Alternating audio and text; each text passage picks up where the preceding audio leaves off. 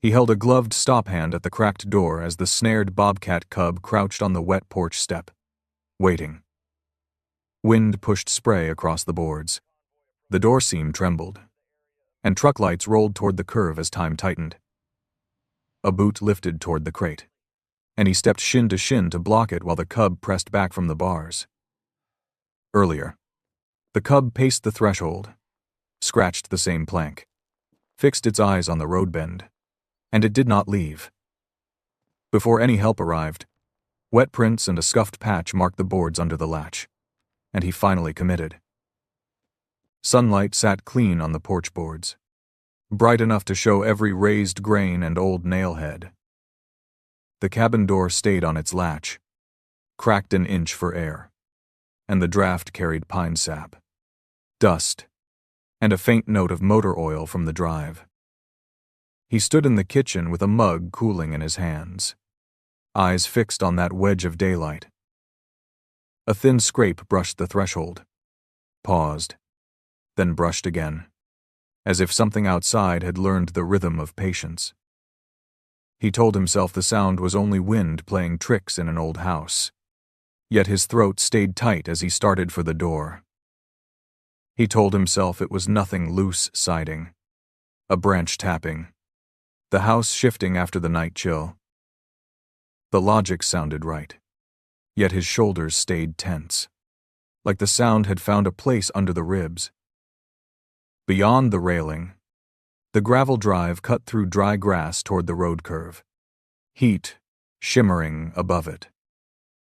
Another scrape, then a small puff of breath against wood, quick and shallow, followed by stillness that felt deliberate.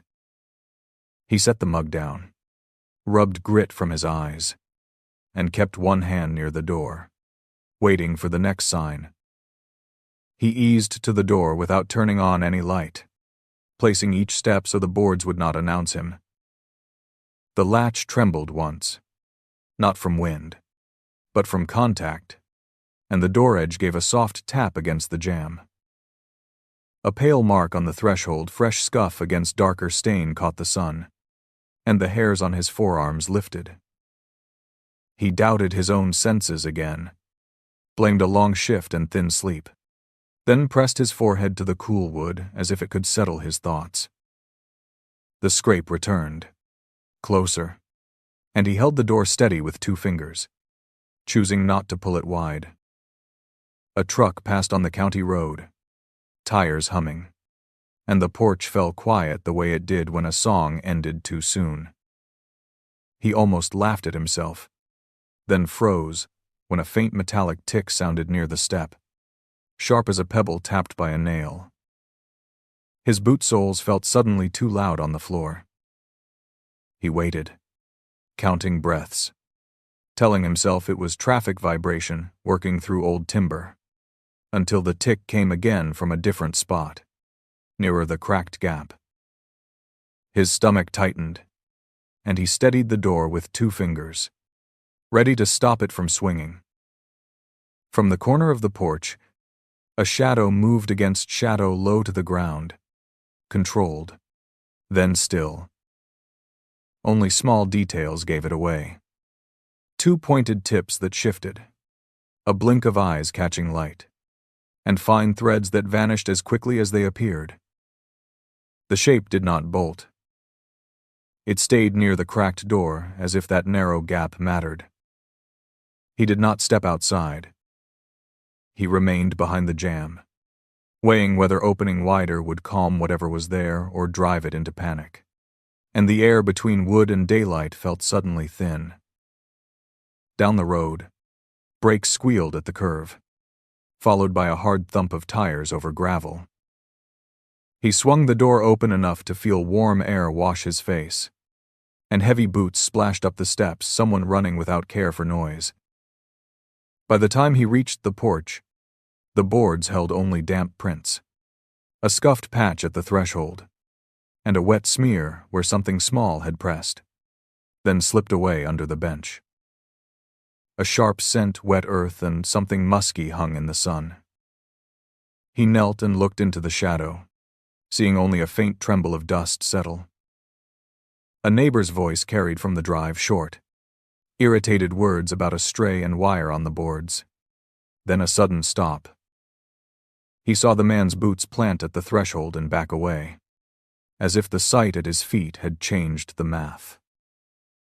A thin line lay across a porch plank, bright in the sun, kinked and twisted like snare wire, one end dark with mud. He lifted his palm and felt the door tremble on its latch, brushed from the outside a moment too late. The neighbor muttered about calling someone to deal with it, and he heard himself answer before thinking. He crouched, palm hovering over the bright line without grabbing it, reading the scuffs and tiny clawed crescents in the porch dust. Whatever had been here had lingered close to the doorway, not fleeing open air so much as guarding the narrow strip of shade by the jamb. From under the bench came a low rasp of breath, patient and watchful, and the faintest shift of weight on gravel. He held still, letting it set the distance, while the neighbor's boots retreated down the steps. The porch looked ordinary, but something small remained close, keeping watch. Morning after morning, the porch told the same small story in dust and dew. Damp prints would appear near the threshold, then fade where sun hit them, always stopping short of the open space beyond the steps. A faint metallic mark kept reappearing on the same plank, like something dragged and lifted, dragged and lifted. He swept it once and felt foolish, then found it again the next day in the exact place. Even the bench skirt held new scratches, shallow and purposeful. The pattern felt less like chance and more like waiting for him to answer. At the county wildlife intake, he rinsed carriers and logged calls in a room that smelled of disinfectant and hay. One report came in about illegal snares along the back edge of private land, another about a young hunter leaving wire after a failed set. He kept his voice even on the radio, asked for coordinates, and wrote them down with a steady hand that did not match his thoughts. The bright plank on his porch kept returning, uninvited, between every task. He folded the note into his pocket as if it might become a map before nightfall. On the way home, he stopped at the small store by the highway, the kind with a bell over the door and a corkboard of notices. 2 men at the coffee pot complained about wild cats getting bold, and one said anything that came to a porch ought to be run off hard. He nodded without joining in, bought heavy gloves and a length of soft cloth, and felt their eyes follow him as he left. Outside, the sun hit his windshield in a clean glare, and he imagined the same light on a small face at his door. He drove slower through the curve, watching the shoulder like it could move. Near the creek behind his place, he found where grass had been pressed into a narrow path and where tufts of tawny fur clung to barbed wire. He moved slowly, not wanting to startle anything into a road run, and caught a quick glimpse across the water. A bobcat cub, ears back, body tight, watching him from shade. For a moment it held still as if measuring him. Then it vanished into brush with a muted rustle. He told himself it was just a wild thing passing through, yet he stayed by the creek bank, scanning for the next hint of where it had gone. That afternoon the porch was empty, but the air carried a faint musky scent and the boards held a narrow drag line toward the bench. He set a shallow pan of water near the steps, then stepped back inside and waited at the cracked door, breathing slow. Minutes passed. Then a soft thud came from the far end of the boards, followed by a delicate scrape. When he leaned to look, a small shape was there, only long enough for sunlight to catch thin wire near a front paw. Then it slid under the bench, leaving the water pan trembling. He kept hold of the door edge, knowing it was no longer just tracks. The neighbor returned before dusk, jaw set, holding the snare wire head found like proof of blame. He talked about calling a trapper, about ending the problem before it became one, and his certainty sounded like a door being shut. He kept his own voice low and firm, asked for one night, and stood in the porch light so the argument stayed on him, not the shade under the bench. A faint hiss of breath came from below, and the neighbor flinched despite himself. He saw the opening and pressed for time, promising to handle it through proper channels if the neighbor would back off for now. When the cub finally eased into view at the threshold, it did not come as a rush. It came in inches, crouched low on the wood as if the boards were ice. Sun caught its eyes sharp and young, then caught something else. Thin wire cinched around its front leg, bright against fur. The neighbor stepped forward, and he stepped between them without thinking, one gloved hand out, palm down, blocking the doorway like a gate. The cub froze, breath fast, and he held still, making his body a barrier instead of force. Behind him, the door stayed cracked, offering shade without promise. The cub did not retreat. It stared past his hand to the dark line of the open door, then back to his boots, as if the porch were the only boundary it trusted. He spoke softly, not to soothe, but to keep his own nerves level, and the neighbor's anger drained into uneasy silence. When the cub shifted, the wire flashed again, and a slight limp showed in the way it balanced. It settled on the threshold as if claiming it, and a quiet thought took hold. This wasn't random hunger. Some part of it believed this doorway led somewhere it needed, and it was waiting for him to catch up. He drove the service road behind the creek, following the pressed grass line Head found the day before. Where the brush opened, old fence posts leaned and a sagging gate held fresh hair snagged on rust.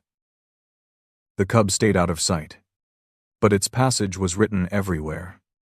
Shallow prints in damp sand, a tuft caught on thorn, a narrow slide under the lowest wire. He pictured it moving on the margins since the first warm days, learning which spaces belonged to people and which stayed safe. And he kept driving, looking for the next sign in the bright grass. In town, he stopped at the ranger station to check recent reports, and an older clerk pulled out a map with circles marked in pencil. There had been a spring flood 2 seasons back, high enough to jam the culvert and strand wildlife on the wrong side of the water. After that, complaints started: small predators near back porches, chickens missing, then the crude answer of wire sets placed where they shouldn't be. He listened, jaw set, and understood the cub's limp might be the last link in a long chain of small decisions, and he left with the map folded tight in his hand. Later, on the far edge of a hayfield, he found where a snare had been anchored. A sapling scarred by twisting wire, bark rubbed raw, ground churned in a tight circle. There was no blood, only the story of panic and endurance, and small claw marks where something had tried to climb and pull free. He knelt, touched the sapling, and felt anger rise in a clean, controlled line. This wasn't a single mistake. It was a habit defended season after season, until a young body paid the price, and he knew it would happen again if nothing changed. That evening the cub appeared across the creek again, no longer a flash, but a still shape under alder shade. It watched him work, head low, ears angled back, and when it shifted its weight, the front leg lifted a fraction too carefully. The wire was visible now, a pale loop biting into fur, and the cub refused to show pain the way a domestic pet might. It held its ground and its pride, and that stubbornness made him uneasy. If it would not yield to fear, it might not yield to help. So he started thinking in slower, gentler steps, the kind that would not corner it. He tried to build a timeline from small clues. The cub was too young to have survived a full winter alone. Yet it moved with the confidence of one that had learned hard lessons fast. He remembered flood photos on the station wall, water over the bridge. A truck stalled on the curve. Responders waiting with ropes.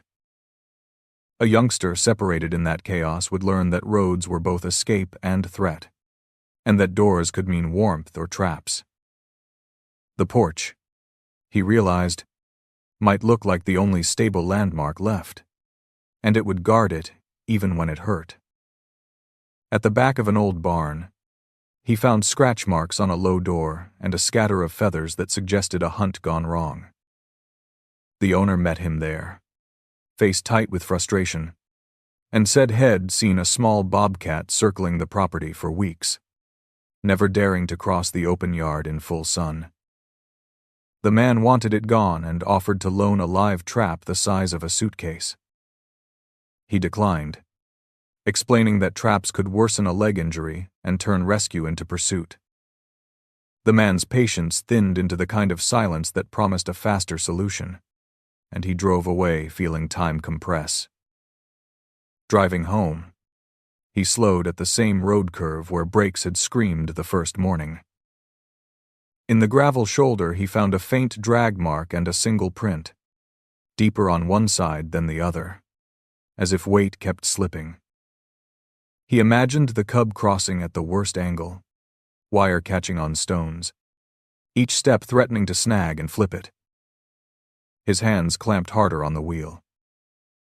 If the cub tried that curve again under pressured dogs, voices, a sudden horn, it could end in a clean, preventable disaster, and the thought sharpened his urgency. He stopped at a turnout and called the county line for wildlife response, asking about protocol for a snared bobcat cub on private land. The answer came measured and procedural. Verify location, avoid pursuit, coordinate with the landowner, and be prepared for euthanasia only if the limb could not be saved. The last line landed like cold water, not because it was cruel, but because it was honest. He thanked the dispatcher and ended the call, then sat with the phone in his lap, hearing the cub's rough breathing in his memory and deciding he could not wait for paperwork to catch up. Night fell warm and clear, and he left the door cracked as before, sitting just inside with gloves and soft cloth on the floor beside him. The cub did not show itself, but the porch boards creaked once, then again, and the water pan shifted with a tiny scrape. He stayed still, letting the cub set the pace, and heard a low exhale from under the bench that sounded almost like relief. He understood then the porch was not just a place it visited. It was a place it guarded, as if the door were the last thin wall between it and the road, and he watched that line as if it could break. Near midnight, he rose to check the window and saw the cub's silhouette on the threshold, framed by moonlight and the thin line of the open door. It sat facing the road, not him, ears pivoting toward the curve as if listening for engines. The wire on its leg caught a faint gleam, and it shifted in quiet discomfort, yet it held that vigil anyway. He realized the cub wasn't asking for food first. It was asking for safety in the one spot it had chosen. The problem was that he could not keep that door open forever, and the clock outside kept turning. Just after sunrise, the cub appeared again at the threshold, daylight clean on its coat and the wire bright against its front leg. It did not beg or pace. It simply held the porch like a claim, crouched low, ears angled back, eyes fixed on the curve of road beyond the drive. He stayed half hidden behind the cracked door with one gloved hand on the edge, keeping his body small and his breathing slow. When he shifted his boot, the cub's gaze flicked to it, then back to the road, as if asking him to watch the same danger with it, and he felt the urge to step out, rise, and settle again. He slid the water pan closer with the toe of his boot and backed away. giving the cub the porch space it demanded. The cub drank in short, urgent pulls, then lifted its head and made a sound he had not heard before, a low, insistent churr that carried more purpose than fear. It stood, limped 2 steps, and stopped at the plank where the metallic drag mark always appeared. Then it scratched once, sharply, and looked at him through the door crack, holding still as if waiting for an answer. He stayed in place, letting his stillness do the work his hands could not yet do. He stepped out onto the porch slowly, letting the boards creak so nothing was sudden. The cub did not bolt. It only shifted its weight and held that scratched plank like a pointer. He crouched and saw a fine groove in the wood and a single strand of wire caught under a nail head, as if the snare had snagged there before being pulled free. When he reached toward it, the cub's ears pinned back, but it stayed, trembling and stubborn, and that refusal to flee felt like a fragile grant of trust he could not waste. He let his fingers hover, then pulled back to prove he could stop. The cub turned and moved off the porch, not running, limping down the steps and pausing at the bottom to look back. He followed at a respectful distance, stopping whenever it stopped, keeping his hands low and open so he did not look like a net. It led him along the fence line toward the creek, then angled toward the service road, always glancing over its shoulder to make sure he came. Each time it checked him. Its breathing tightened, and he understood the message. Help had to come on its terms, or not at all. He slowed his own stride to match the limp, keeping it from feeling like pursuit. At the road shoulder near the curve, the cub halted beside a clump of grass and pawed at the dirt with its good foot. He saw the anchor point at once. Another sapling twisted with wire, half hidden in weeds, set close enough that any small body crossing would be caught. A truck roared past and the cub flinched, wire flashing as it hopped back, and his pulse jumped. He moved between the cub and the road, blocking with his body, and reached for his radio, realizing the cub had not come to his door by accident. The cub's head turned toward his cabin, then back to the curve. Before he could cut the snare free, the neighbor's pickup rolled up behind him, tires crunching hard on gravel. The neighbor climbed out with the same hard certainty, saw the cub at his heels, and said this proved it was stalking the road and needed to be trapped today. He kept his voice controlled and his stance firm, told the man to step back and let him disable the set, and reminded him that illegal wire could bring fines and worse. The neighbor's face tightened, but the sight of the cub's bound leg made him hesitate, and that hesitation bought seconds he could use. He used a stick to pin the wire loop and cut the anchor line with hand shears from his kit, careful to keep his fingers away from tension. The snare collapsed harmlessly into the grass, and the cub watched every movement, breath fast but steady. He did not touch the cub. He only cleared the immediate hazard and laid the cut wire in plain view as evidence.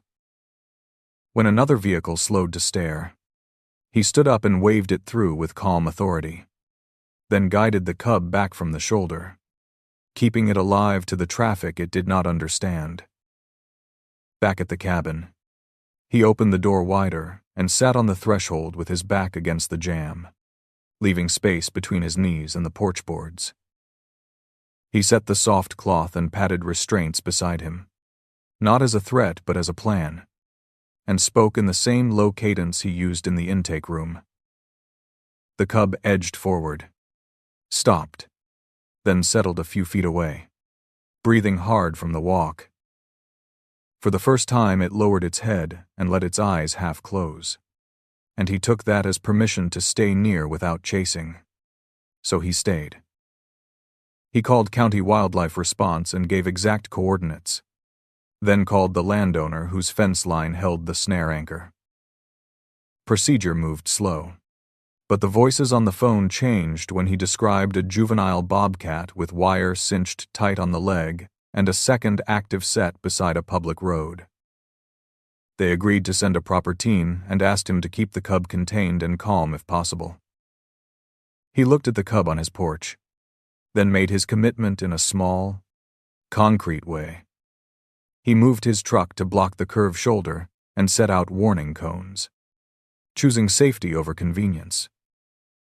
He kept the door cracked and the porch clear for what came. He carried the last cone to the edge of the curve and planted it where drivers would have to slow and look. The sky was still bright, but a new wind came through the pines with a damp, metallic smell that meant weather was building out west. From the porch behind him, the cub watched, rigid and silent, as if it understood what a moving vehicle could do. His radio cracked with a weather alert. Then the dispatcher added one more detail that turned his stomach. A logging truck convoy was scheduled through that curve before dawn, ahead of a hard storm line moving in fast. The radio's weather alert kept repeating the same blunt words while the wind leaned harder into the pines. He walked the curve again, resetting cones and aiming his truck so its bulk guarded the shoulder. Behind him, the porch door stayed cracked, a dark seam in bright boards. From that seam came a thin rasp of breath, steady but urgent. He checked his gloves, the soft cloth, the crate by the jam, then looked back at the road as engines echoed far off. He listened for tires on wet pavement, then for the softer clicks under the bench, and both sounds kept arriving in the same uneasy rhythm. By late afternoon, the cub stopped hiding under the bench. It paced the porch in short loops, wire flashing each time it lifted the bad leg, then froze with its nose toward the curve. He stayed inside the doorway, one hand on the door edge, keeping his profile small. When a car rolled past too fast, the cub flinched and pressed to the threshold, eyes locked on his boot, as if the porch line was the only safe rule left. He held still, choosing patience over reach. He forced his own breathing down, counting the cub's pauses, and kept the towel folded at his side, ready but not yet chosen. He drove to the intake office before dusk, not to abandon the cub, but to pull gear without waiting for another team. He signed out a transport crate, towels, and thick gauntlets, then heard the dispatcher say the storm had pushed crews onto road calls. The delay sat heavy. He explained the curve hazard and the snare, asked for a firm arrival time, and got only a cautious promise before he headed back through the bend with hazard lights blinking. At the curve, he slowed to a crawl, scanning the shoulder as if wire could sparkle in darkness. At the store, the bell rang and two men turned from the coffee pot, tracking the crate like it meant trouble. One muttered about predators getting bold. The other said a hard shove solved most problems. He bought flares and reflective tape, then told them county law treated illegal snares as evidence, not trash. The air went thin, but no one followed him out. Thunder rolled far off as he loaded up and drove home, refusing to speed. The storm smell rode the air, and he could feel the night tightening around the road. He kept the receipt folded tight. Back at the cabin, gusts pushed leaves across the porch in bright spirals. The cub crouched on the threshold, fur lifted by wind, wire bright against the wood, and his breath caught the way it had the first morning.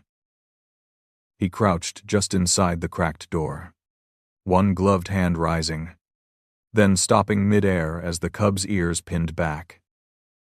Cub, wire, door, his boot, his hesitation.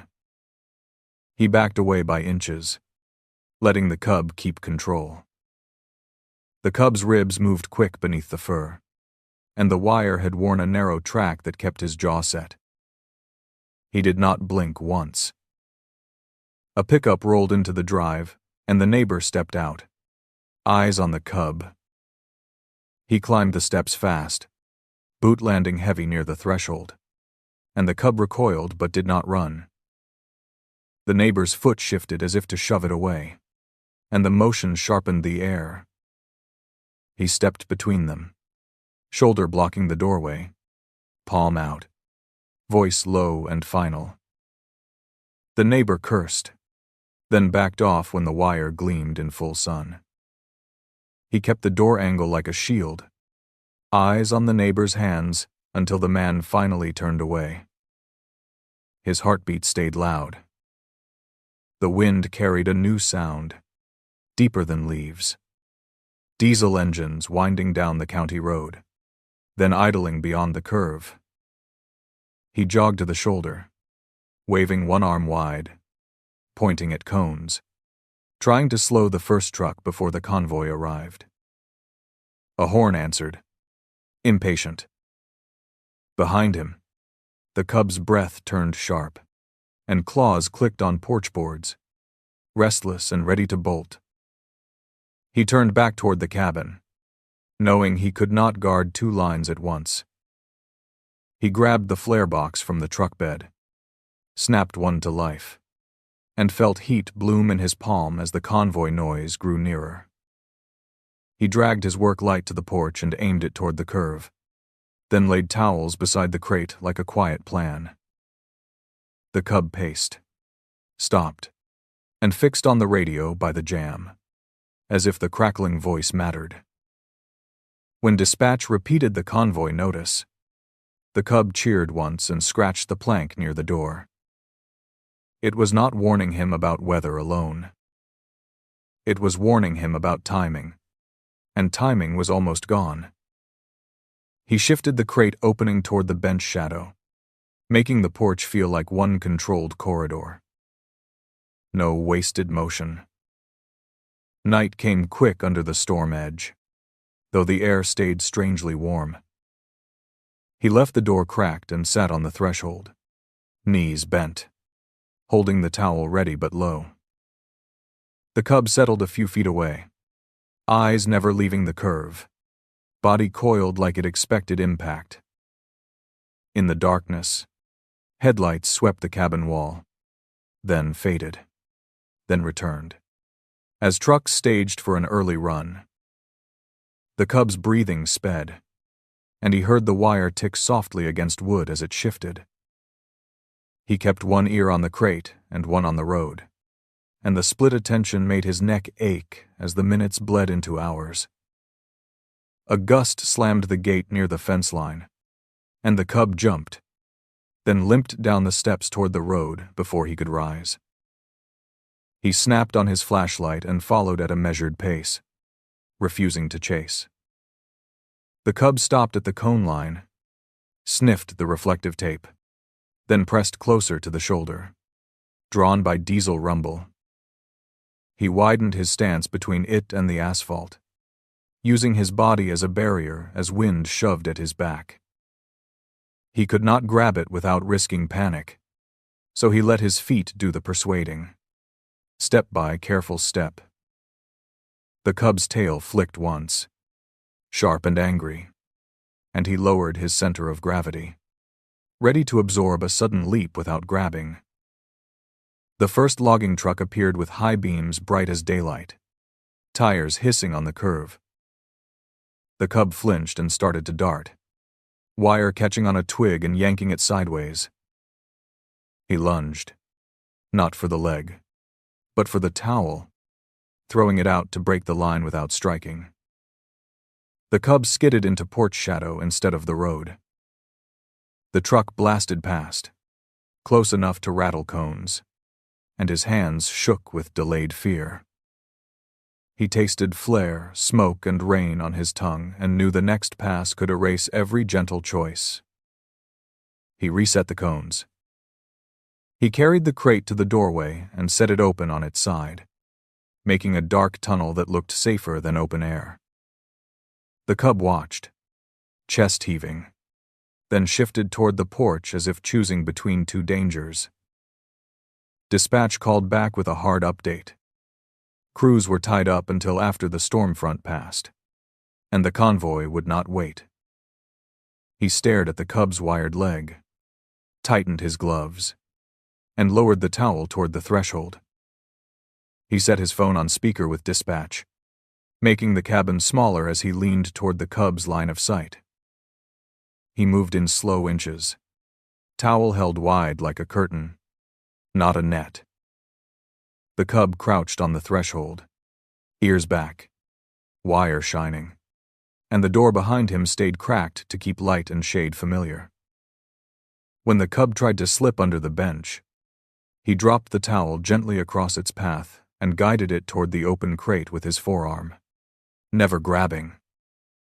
The cub hesitated, then hopped forward, the bad leg tucked tight. It entered the crate, and he tipped it upright with a steady grip. He kept his gaze on the cub's shoulders, reading tension there before it turned into a dash. The crate rattled once as the cub turned inside, then settled into a low, wary stillness. He carried it into the cabin and set it on the kitchen floor away from windows, keeping sound soft and movement plain. Outside, wind rose, and the first hard drops hit the porch in scattered taps. He called the dispatcher again, reported the cub was contained and stable, and asked for the earliest lawful option to remove the snare. The answer came clear. Keep it calm. Do not cut into tissue. Wait for trained hands. He set a towel over half the crate and listened for breathing to slow. He hauled another cone to the curve in the rain, then added flares at the shoulder where the trucks would enter the bend. The storm line arrived as a wall of water, turning gravel to slurry and flattening grass. Through the downpour, the convoy's lights appeared anyway, steady and indifferent. He waved a flare in a slow arc, forcing the lead truck to brake earlier, and the driver leaned on the horn in anger. He kept his stance wide and his arm firm until the truck eased through at a crawl, then reset the flare line for the next set of headlights that pressed close behind. Inside, the cub pressed to the crate door, eyes tracking every sound from the curve. The wire loop was visible through the bars, tight at the front leg, and each small shift made it tick faintly. He knelt beside the crate, towel draped over part of it to dim the room, and listened for the breath to find a slower rhythm. The cub's gaze moved from his gloves to his boot, then to the cracked door as if asking for the porch line again. He opened the door a fraction more, letting rain-bright air in without changing the familiar boundary, and waited for the panic to soften. A knock hit the door hard, not polite, and the neighbor's voice cut through the rain. He opened the door only enough to step onto the porch, blocking the interior with his body. The neighbor demanded the crate be taken away before the convoy returned, then gestured toward the curve like blame lived there. He kept his tone even, told him the cub was under county protocol now and interference would be reported. The neighbor's eyes flicked to the crate behind him, then to the wire on the cub's leg, and his certainty weakened into a frustrated silence that still carried risk. The neighbor's boot shifted forward again, not a full kick, but the threat of one, aimed at the crate door as if to startle the cub into running. He stepped in, shin to shin, stopping the motion cleanly without force, and held the neighbor's gaze until the moment passed. Rain ran off their jackets in steady streams. He pointed at the flares and the cut snare wire laid on the porch plank as evidence, then at the curve where trucks still prowled. The neighbor swallowed, muttered, and backed down the steps, leaving the porch quieter but not yet safe.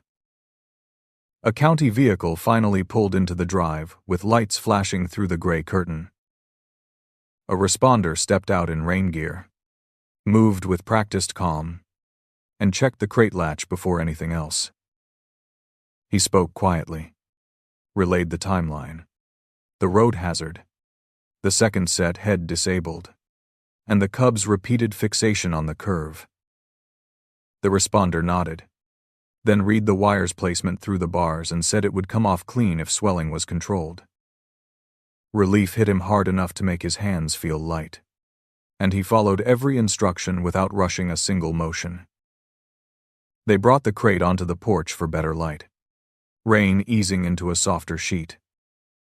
The responder used a towel to cover the cub's head through the bars, reducing panic without pressing weight. With small cutters, he snipped the wire at a safe point, then unwound it slowly, keeping tension away from fur. The cub tensed, then went still, as if stunned by the sudden absence of bite. The wire came free in one bright coil and clinked onto the wood, harmless at last. He watched the leg for color and movement, and when the paw flexed without recoil, his breath finally released. The cub was transferred to a smaller carrier for transport, padded and dark, and the responder checked the limb with gentle hands, speaking in low, plain phrases. It was bruised and swollen, but the skin held, and the cub's strength was intact. He signed the temporary custody form with a pen that shook once, then steadied. Outside, the storm began to move east, leaving brighter patches in the clouds. The convoy's engines still murmured at the curve, but now there was protocol and a plan, and the porch no longer felt like a trap. As they carried the carrier to the county vehicle, the cub let out a short chirr, the same signal from the porch, and fixed its eyes on the cracked cabin door. He understood then it had been guarding that doorway not for comfort, but for distance from the road and the snare line. The responder said rehab would be brief if the cub stayed calm and the limb regained range. Then release would need safe cover far from houses. The words were practical, but they landed like a quiet loss.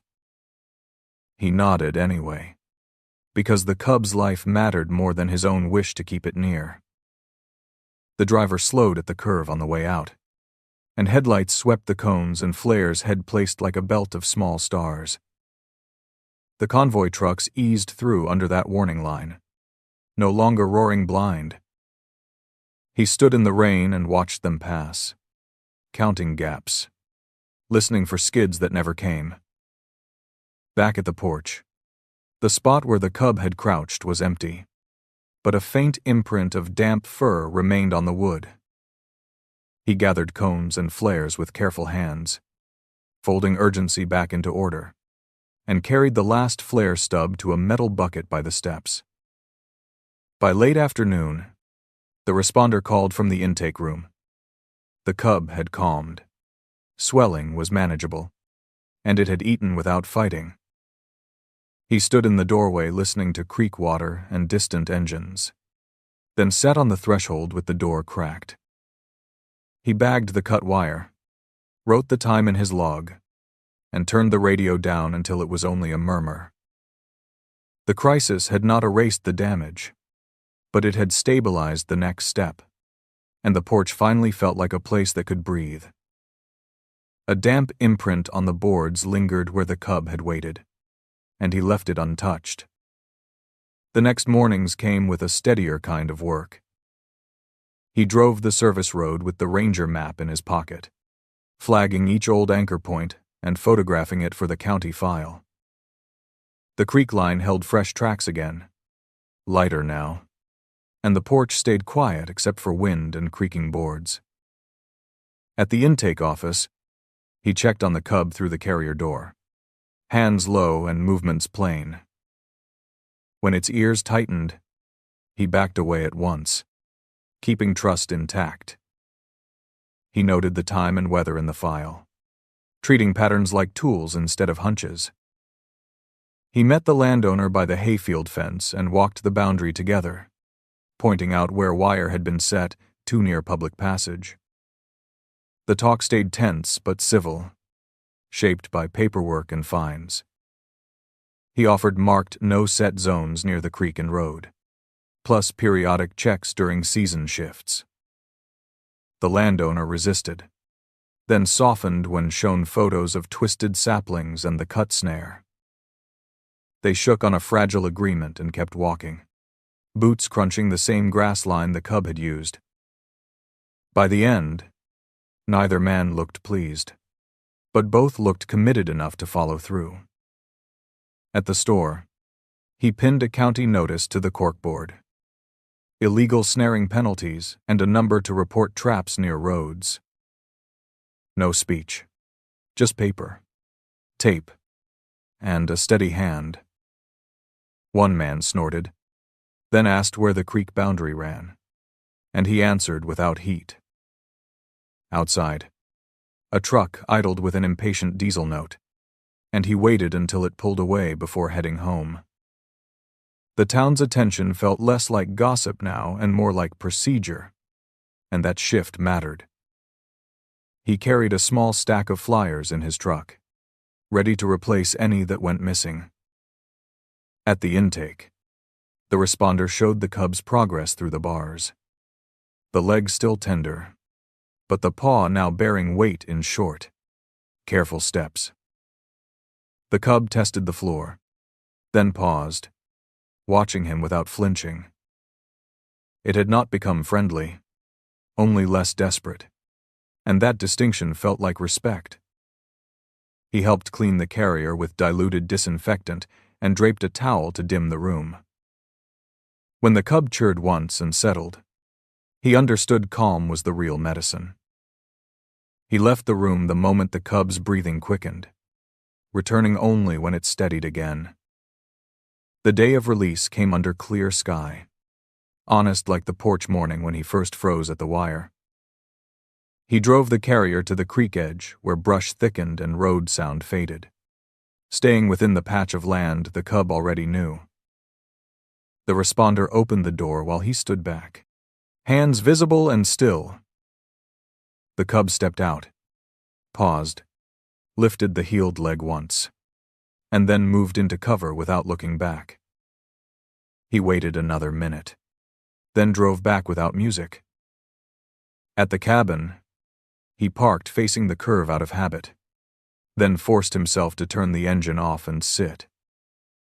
Afterward, the cabin felt different, not emptier, but quieter in a way that made room for thought. He sanded the scuffed plank where the wire had snagged and sealed it against weather, turning a wound in the wood into a finished surface. Under the bench, a tuft of tawny fur clung to a nailhead. He set it into an envelope with the date, then placed it in a drawer beside the ranger map, not hidden, not displayed. The gesture stayed private, a record of duty fulfilled. When wind moved under the bench, he no longer startled. He listened, then let the moment pass. By evening, he kept a new ritual, a slow drive through the curve at dusk, checking the shoulder for glittering wire and storing cones out of sight. At the creek, he stopped and listened, letting the place speak in small sounds: water, insects, brush shifting. He never saw the cub openly, yet once a soft chirr floated from alder shade, brief and deliberate. He stood still until it faded, then drove back in the dark with the windows cracked, ending the day on quiet terms. The ritual did not guarantee safety, but it kept him honest, and he kept it anyway. Weeks later, storms returned and passed, and the curve stayed calmer. Drivers slowed earlier now, guided by better signage and the memory of a convoy nearly forced to stop in rain. He checked the shoulder after heavy weather with a flashlight, even when no one asked, because prevention had become part of him. The sealed coil of snare wire sat in evidence storage, not a trophy, a reminder of how close small lives came to thin mistakes. On quiet mornings, He still left the porch door cracked for air. Even when the porch stayed empty, the threshold felt like a line he had learned to respect. At the intake office, the responder reported another illegal set removed near the creek, called in by someone who recognized the warning flyer. Community attention had shifted from annoyance to responsibility, and it showed in small, practical ways. He filed the report, cleaned an empty carrier, and caught himself working with less tension in his shoulders. After the call, he stood still for a moment, letting satisfaction settle without needing applause, then returned to routine with the same steady hands he had once used to hold a door half open. He taped a fresh flyer by the door. Back at the cabin, he placed a small wooden marker under the porch bench, out of sight unless someone knelt to look. It was not a memorial, only a note to himself, sanded, smooth, and sealed. The date burned into one corner. The porch became a place of careful habits, tools put away. The door never thrown open fast, and the house seemed to breathe easier. When neighbors mentioned that wild cat, he corrected them without anger, calling it what it was: a bobcat cub that survived. He kept the marker hidden from casual eyes, but he knew exactly where it sat when he stepped outside. One late afternoon, fresh prints appeared in creek mud, small, sharp, evenly weighted, and a faint drag line stopped and did not continue. The sign was subtle, easy to miss, but it drew him to stillness the way the threshold once had. From brush came a brief rustle and a glimpse of tawny coat moving with clean confidence, then gone. A single chirr floated once, faint and far, and he did not move until it disappeared into water and wind, leaving the woods undisturbed. His boots stayed planted until the mud sheen dulled and the creek sound filled the space again. That night, he sat on the porch with the door cracked, listening to pine needles whisper and the road hum in the far distance. The bench shadow held no breathing now, only cool air, but the space felt companionable rather than empty. He traced the repaired plank with his fingertips and thought of the bright wire that had made him stop in full sunlight, and of the choice that followed. Somewhere beyond the creek, the cub lived its quiet life at the edge of town, and his home held the lesson like a promise kept.